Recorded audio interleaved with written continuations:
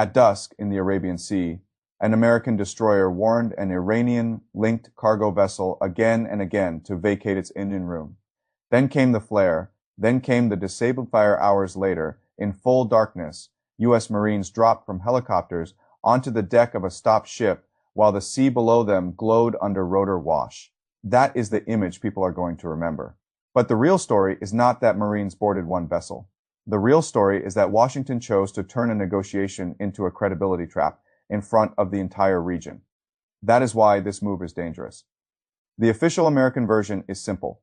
The ship did not comply with repeated warnings. Its propulsion was disabled, Marines boarded. Washington can say this was lawful enforcement and proof the blockade is real. But strategic problems do not begin with the message you intend to send. They begin with the message the other side receives, and the message Iran receives is not merely America is serious. Iran already knew America was serious. The message Iran receives is, America is willing to humiliate you in the middle of a negotiation and call that pressure. That difference matters, because pressure can still leave room for a deal. Humiliation usually does not. The reason this moment is more dangerous than it looks is that it lands directly inside Iran's internal power struggle. There is not one Iran in this crisis. There is the Iran that still thinks diplomacy can buy time, reduce pressure, and keep the bombing from restarting. And then there is the Iran that thinks America only understands force, that every pause is a trap, and that every concession becomes the excuse for one more demand. A boarding like this is a gift to the second Iran. It gives hardliners the cleanest argument they could ask for. They can now say, look at what happened. Talks were still being discussed. Everyone was still pretending a diplomatic path existed. And while that was happening, American forces disabled a vessel, descended from helicopters, and seized control on the high seas. You want us to trust these people. You want us to negotiate while they stage armed boardings in the dark. That argument will work inside Iran, whether or not it is fair. And crises like this, what works politically matters more than what is fair analytically. That is why the boarding is bigger than the ship. It changes the balance inside the Iranian system. It weakens the people still trying to sell diplomacy. It strengthens the faction that says the Americans do not want a settlement. They want submission with cameras rolling. Now move one layer out. What does this look like to the rest of the region? It looks unstable. Not because the United States cannot board a ship. Of course, it can. The instability comes from the timing and the setting. This did not happen after diplomacy clearly failed and war formally resumed. It happened in the gray zone where everyone is still talking about talks, still floating meetings, still pretending the door is open. That gray zone is where miscalculation lives. If Iran responds hard, Washington says Tehran escalated. If Washington does more boardings, Tehran says America proved negotiations were fake.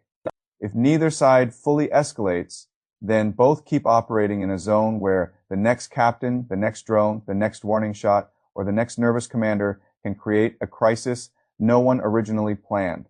That is the credibility trap.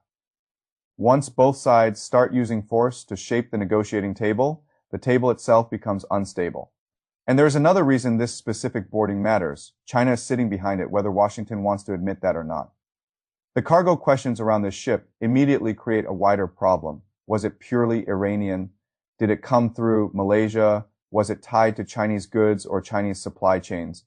Even uncertainty is enough to widen the incident. Because Beijing does not need to publicly own the ship for the strategic effect to exist. It only needs everyone in the room to know that Chinese commercial networks, Chinese routing, and Chinese-Iranian trade are always somewhere in the background of these seizures. That background matters because America is not dealing with an isolated Iranian target. It is dealing with a system around Iran that has been built for years to absorb pressure, hide ownership, reroute trade, and keep money and goods moving through indirect channels. That system is why every dramatic American move now has a ceiling. Washington can seize one vessel, it can disable another, it can board, inspect, sanction, and threaten. But if the broader network still moves oil, parts, and money through alternate routes, then the move may produce a dramatic image without producing decisive leverage. And that is where the danger rises again, because if a dramatic move does not change the other side's real calculation, then what it mostly changes is the political atmosphere. It gives Washington a clip, it gives Tehran a grievance, it gives hardliners on both sides fresh material, and it gives China more room to stay in the background while benefiting from the fact that America is spending force to produce images instead of outcomes. The question is whether it creates strategic gain. Maybe Washington believes visible action restores deterrence and tells every crew in the theater that warnings are not optional.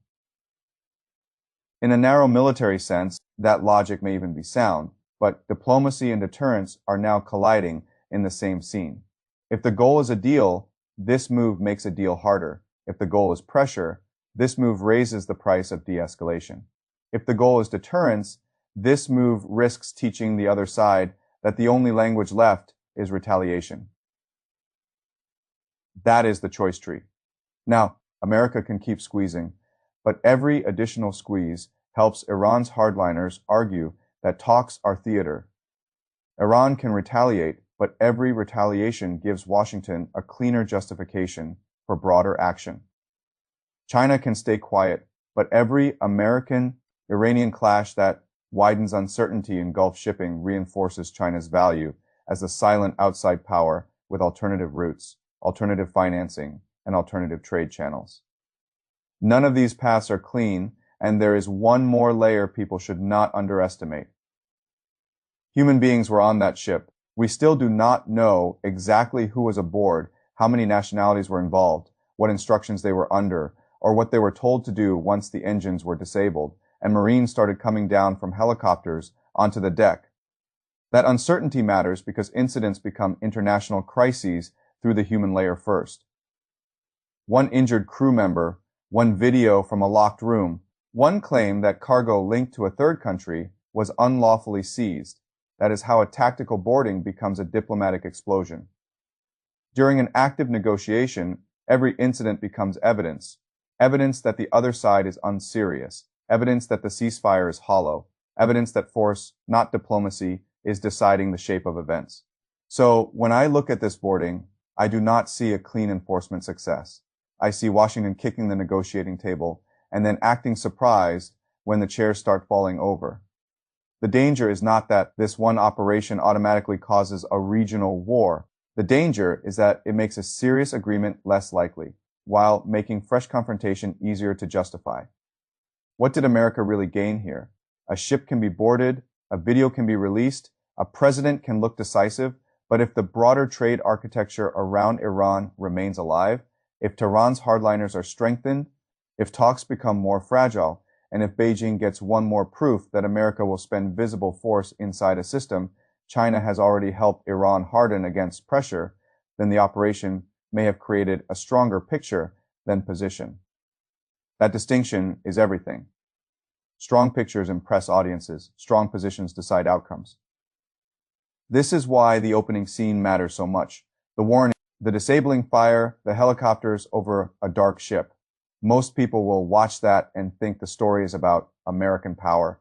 It is not. It is about what happens when power is used at the exact moment when restraint would have been more strategically valuable.